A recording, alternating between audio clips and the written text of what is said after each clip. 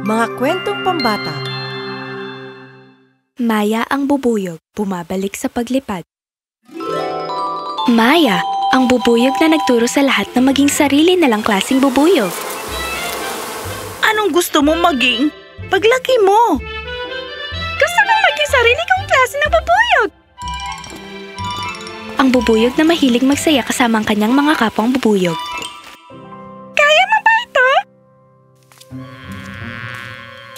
Siyempre, kaya kong gawin iyan!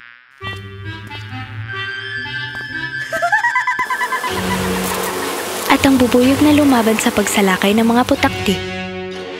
Ang leeg lang nila ang pwedeng matusok dahil wala silang mga helmet. Ngunit ang bawat katapusan ay simula lamang ng bagong kwento. Isang bagong kwento na may parehong sigasig. Si Maya ay naging bituin ng pugad. Sa pagtuturo sa bawat bubuyog na maging sarili na lang klaseng bubuyog, hindi lang nila napalakas ang kanilang kumpiyansa, kundi nakalikha rin ng bagong henerasyon ng mga bubuyog. Ipinatawag mo ako, kamahalan? Maya, malapit na matapos ang aking panahon bilang reyna. Hindi ko na magagabayan ang pugad tulad ng dati. Hindi lahat ng reyna ay may pribilehiyong pumili ng kanilang tagapagmana. Ngunit ako'y may pagkakataon at nais kong gamitin ito ng maayos. Pinili kita bilang susunod na reyna ng mga bubuyog, Maya. Ako? Pero ako lang, ito. Hindi ko kailanman inisip na mag-iba. Eksakto. Tandaan mo, Maya. Hanggang ikaw ay ikaw, mananatiling ligtas ang pugad. At nagsimula ang bagong paglalakbay ni Maya bilang hinaharap na reyna. Siya ay sinanay upang gampanan ang kanyang bagong tungkulin. Kinailangan niyang maintindihan ang bawat detalye ng pugad. Mula pa sa pagkapisa ng isang bagong bubuyog. Sila ang susunod na henerasyon natin, Maya. Tandaan, ang pag-aaruga ay kasing halaga ng katapangan.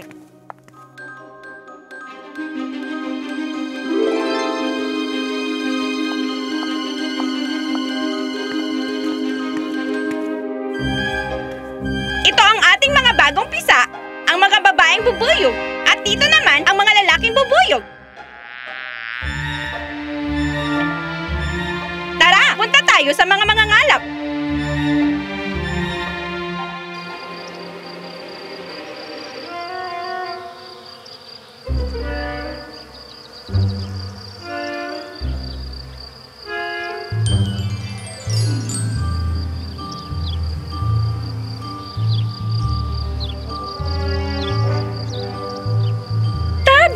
Hindi ko pa rin lubos maintindihan ang ibig sabihin ng wagel na sayaw.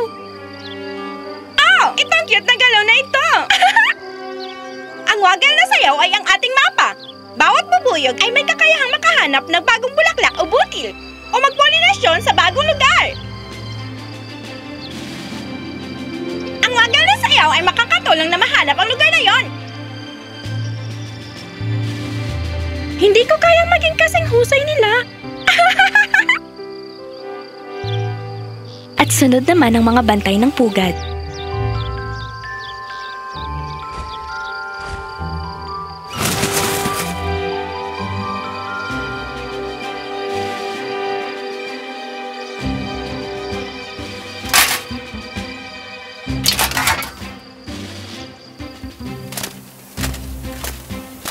Hoy, Maya!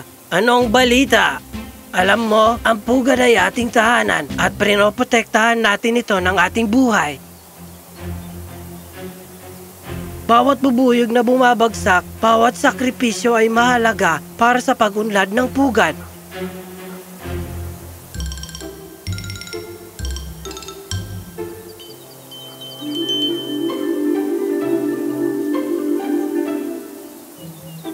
Kahit na ang bubuyog ay bumabagsak, Maya, puno ito ng sustansya na nagpapalakas sa lupa. Alam ko na mahalagang bahagi tayo ng ecosystem. Merong sakripisyo ng isang bubuyog lang ay nakakatulong sa mundo ng ating tinitirhan. Ilang araw pang nag-aaral si Maya tungkol sa mga bubuyog. Natutunan niya ang kanilang mga pamamaraan. At sinanay siya ng Reyna mismo sa mga estratahiya sa digmaan. Siyempre, hindi mawawala ang konting kasiyahan. Kaliwa! Kaliwa! Kanan! Kaliwa! Sino sa ngalan ng...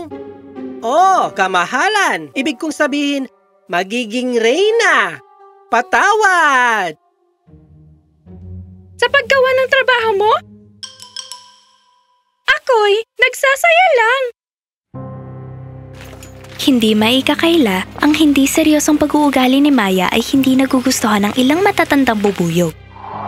Mahal na Reyna, hindi sa pinangungunahan ko kayo. Pero, sigurado ba kayong si Maya ang tamang napili? Ibig kong sabihin, medyo... Kaswal. Ang pagiging Reyna ay hindi puro kasiyahan at laro. Ganyan talaga ang kanyang personalidad, Avery. Sigurado akong kapag tunay na kailangan siya ng pugad, si Maya ay darating. Gayunpaman, hindi kailanman sinuportahan ni Avery si Maya. Ngunit tama si Avery. Ang pagiging Reyna ay hindi puro kasiyahan at laro. Di nagtagal, dumating ang balita ng isang paparating na pagsalakay. Sasalakayin nila tayo? Pero bakit ako natatakot? Dati ko na itong pinagdaanan. Anong nangyayari sa akin? Hindi ka naman talaga ganun kahalaga, Maya. Ha? Oo, tamang narinig mo. Ang ginawa mo lang nun ay ipaalam sa Reyna at siya ang gumawa ng desisyon. Pero ngayon, Maya, ikaw na ang magiging Reyna. Ito ang iyong pagsubok. Hindi ka maaaring mabigo. Lahat ay umaasa sa'yo. Hindi! Hindi!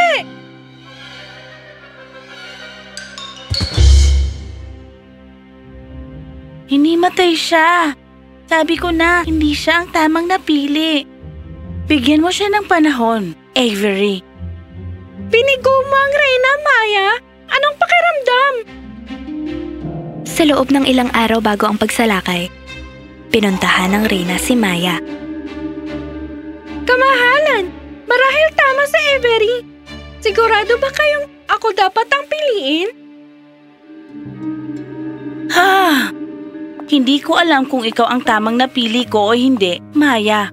Pero hindi rin yun alam na Avery o sino mang bubuyog dito sa mundo. Ang tanging makakasagot sa tanong mo ay ikaw. Ayokong mabigo. Kung susubukan mong lumaban sa mga digmaan dahil takot kang mabigo, pues, nabigo ka na kaagad.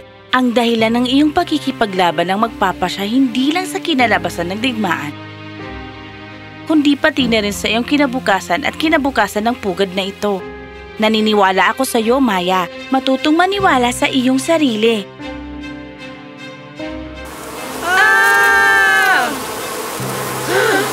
Naniniwala kayo? Hindi ko makapaniwala.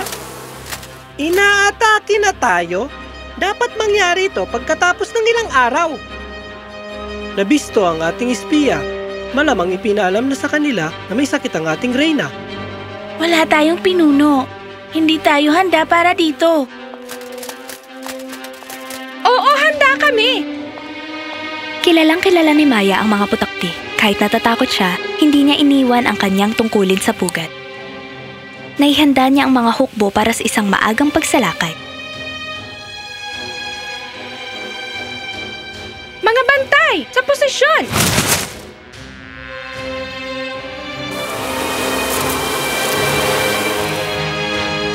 Hindi ka pa handang manguna. Maaaring tama ka, Avery, pero wala nang oras para pag-isipan yan. Lalaban tayo ng magkasama. Naging mabangis ang labanan.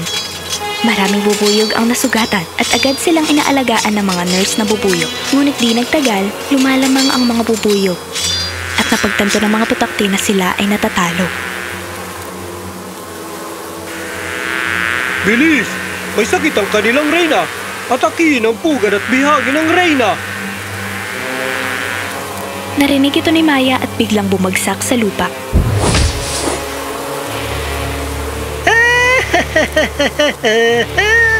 Ang kanilang sikat na bubuyog ay hinimatay. Hindi, alam kong mabibigo ka. Nagtipo ng lahat ng putakti at sinundan si Maya pababa sa lupa. Habang papalayo ang mga putakti sa pugad, biglang sumigaw si Maya.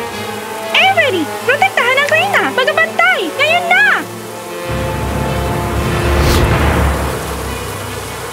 Hindi! Anong nangyayari? Oh! Habang bumababa ang mga putakti sa lupa, nalantad ang kanilang mga leeg. Mabilis na sumugod pababa ang lahat ng bubuyog at tinusok sila.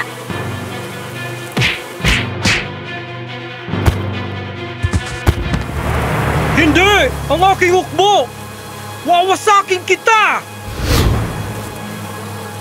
Hinabol ng pinuno ng putakti si Maya sa makapal na kagubatan. Pagod na si Mai pero patuloy siyang lumilipad. Alam niyang maaring ito ang kanyang katapusan. Ngunit kailangan niyang dalhin ang pinuno ng putakti palayo sa pugad. Bumabagal ang kanyang lipad at nararamdaman niyang papalapit na ang kanyang kalaban. Ang dahilan mo sa pagkikipaglaban ang magpapasya sa kinalabasan ng digmaan, pati na rin sa kinabukasan mo at ang kinabukasan ng pugad na ito. Para sa pugad!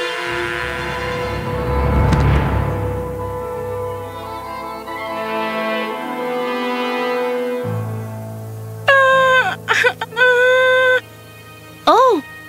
Gising siya! Gising siya! Simulan na ang selebrasyon! Wow! Hindi na lumingon si Avery. Mula nang dalhin ka ng mga bubuyog pabalik mula sa kagubatan. Ipinaliwanag ni Reyna kung paano nila nahuli ang pinuno ng putakti. Sa tamang oras at masagip si Maya. Si Avery ang nagpadala ng mga bubuyog para sa akin? Sumusunod lang siya sa utos. Sinabi mo sa kanya na protektahan ang Reyna, hindi ba? Sa bawat pugad, iisa lang ang Reyna. At matapos niyang mawala, doon lang papalitan ang susunod. Ngunit iba ang pugad na ito. Dahil sa edad ng Reyna, kusa niyang isinuko ang trono at si Maya ang itinanghal bilang bagong Reyna. Nagsaya at sumayaw ang mga bubuyog magdamag. Napanalunan ni Maya ang laban, hindi dahil gusto niyang manalo o matalo, lumaban siya para sa pugad. Kasama ang kanyang mga taga-suporta, pinamunuan ni Maya ang pugad ng may tiwala, pagmamahal at kasiyahan.